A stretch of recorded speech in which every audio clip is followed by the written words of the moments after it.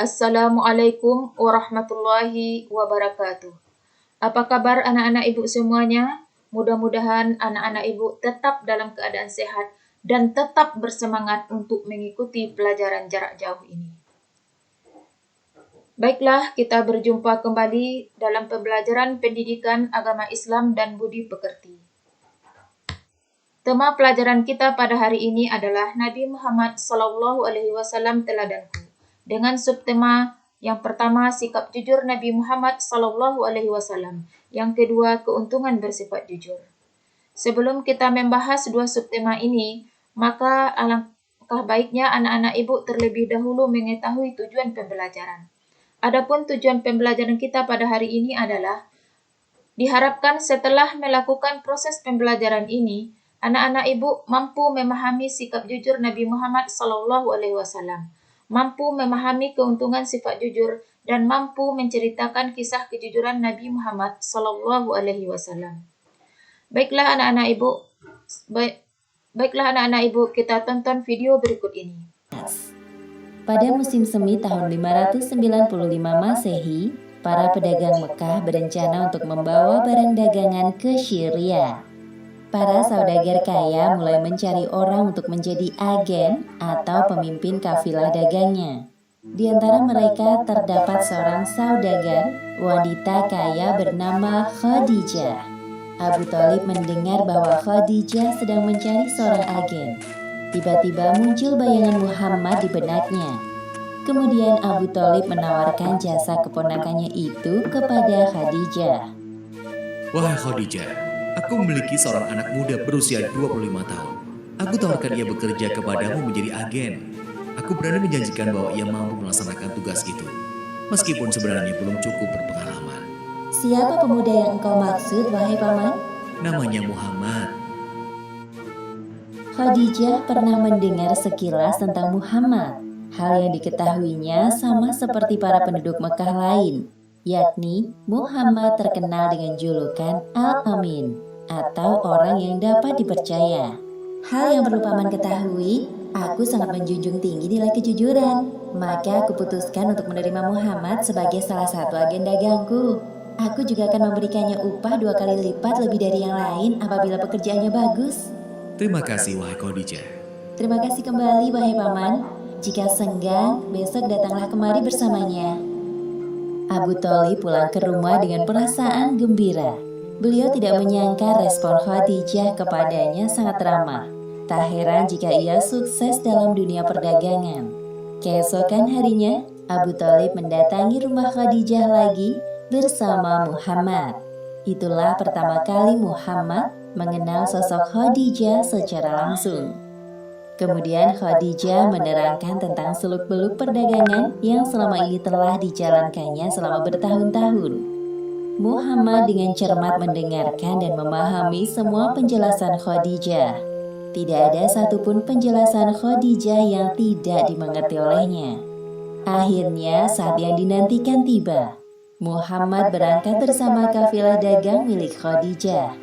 Seorang pembantu laki-laki kepercayaan Khadijah bernama Maisarah turut serta.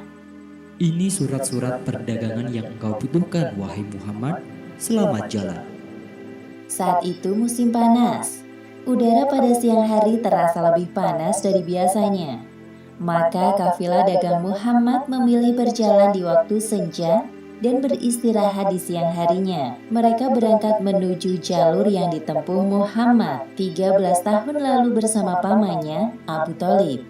Selama perjalanan, Muhammad merasa terhibur dengan adanya teman seperjalanan seperti Maisarah. Engkau sungguh banyak bicara, wahai Maisarah, tapi anehnya aku senang mendengarnya.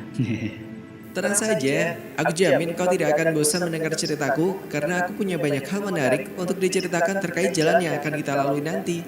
Wah, aku sangat bersemangat untuk itu. Dia memang banyak bicara, wahai Muhammad. Tidak usah terlalu didengarkan. Tidak butuh waktu lama bagi Muhammad untuk akrab dengan anggota kafilah dagangnya. Mereka sangat ramah dan bekerja secara profesional. Perjalanan yang melelahkan selama 1 bulan terbayar ketika mereka sampai di Syria. Setelah bersiap-siap, rombongan kafilah menuju ke tempat bertemunya para penjual dan pembeli. Maisarah tidak menyangka bahwa Muhammad sangat menguasai pekerjaannya. Ia cekatan, cerdas, jujur, dan ramah kepada setiap pembeli. Semua orang yang bertemu dengan Muhammad selalu terkesan dengan penampilan dan sikapnya yang sopan. Sepertinya ini bukan pertama kalinya bagimu ya. Engkau sungguh keren wahai Muhammad.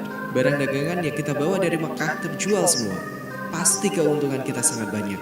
Syukurlah, bukankah itu yang kita semua harapkan? Ya, dengan semua keuntungan ini kita dapat membeli barang-barang baru untuk dijual kembali. Baik anak-anak ibu semuanya, sekarang kita lihat apakah itu jujur. Jujur adalah tidak curang.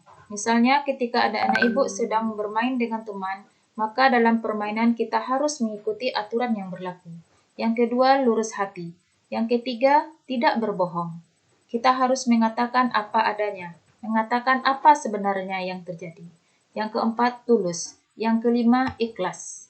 Nabi Muhammad SAW terkenal jujur dalam setiap perkataan dan perbuatannya. Dengan kejujurannya, beliau mendapat gelar Al-Amin. Apakah artinya Al-Amin? Al-Amin artinya adalah dapat dipercaya. Karena kejujurannya, Nabi Muhammad SAW dipercaya oleh kawan maupun lawan. Nabi Muhammad SAW menyuruh kita selalu bersikap jujur. Kepada siapa kita harus jujur?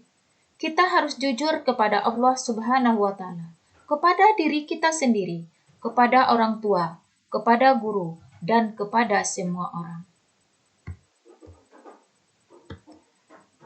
Tahukah anak-anak ibu apa keuntungan dari sifat jujur? Banyak sekali keuntungan yang dapat kita dapatkan dari sifat jujur. Di antaranya adalah, yang pertama, orang yang jujur disayang oleh Allah Subhanahu wa Ta'ala. Yang kedua, orang yang jujur disenangi orang tua dan disenangi oleh guru. Yang ketiga, anak yang jujur punya banyak teman. Yang keempat, jujur akan membawa kebaikan. Kalau kita terbiasa berbohong, maka akan melahirkan kebohongan-kebohongan berikutnya untuk menutupi kebohongan yang sudah kita perbuat. Jadi, anak-anak ibu semuanya, jadilah pribadi yang jujur agar kamu disayang oleh Allah Subhanahu wa Ta'ala, disenangi oleh orang tua, disenangi oleh guru, punya banyak teman, dan banyak membawa kepada kebaikan. Baik, sebelum kita akhiri pelajaran kita hari ini, mari kita simpulkan pelajaran kita. Kesimpulan pelajaran kita pada hari ini adalah 1. Nabi Muhammad SAW adalah teladan kita. Yang kedua, Nabi Muhammad SAW selalu berperilaku jujur. Yang ketiga, sebagai umat Nabi Muhammad SAW, kita juga harus selalu bersifat jujur, supaya disayang Allah, disenangi orang tua dan guru, serta banyak teman. Yang keempat, jujur akan membawa kebaikan. Demikianlah pelajaran kita pada hari ini. Mudah-mudahan anak-anak ibu bisa memahaminya dan anak-anak ibu menjadi pribadi yang jujur. Ibu akhiri, Assalamualaikum warahmatullahi wabarakatuh.